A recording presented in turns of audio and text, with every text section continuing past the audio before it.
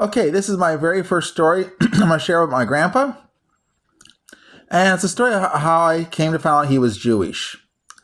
Now, when I was a teenager, my job was to carry to my duties was to grab 2 gallon jugs. Vinegar jugs are the best for this.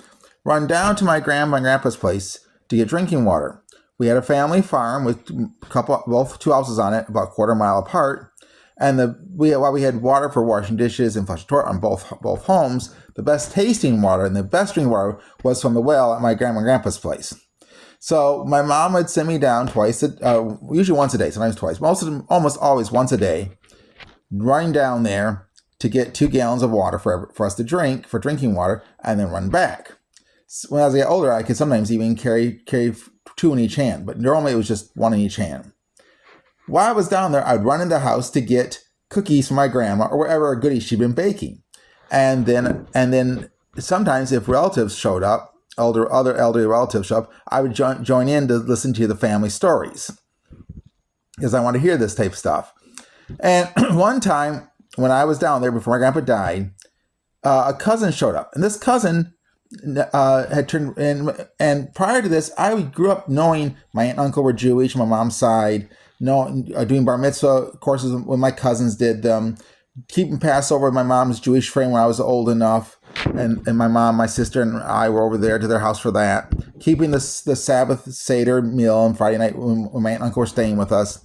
I was learning Hebrew from my aunt and uncle, that type of stuff. We kind of grew up that. But one time when I was with my grandpa and this cousin showed up, this cousin turns to me and says, all you guys are all Jewish.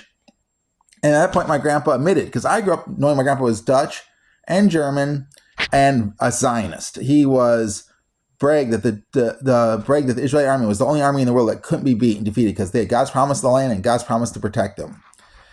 But he never admitted to being Jewish, and even though he had no problem with it, he was actually very pro-Zionist, very pro-Jew.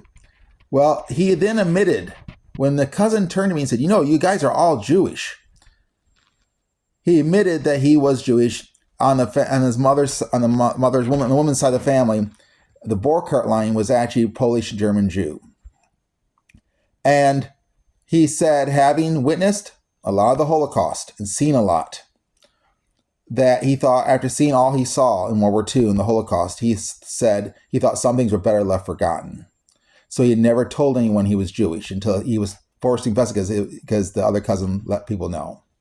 Well, next story will be coming soon.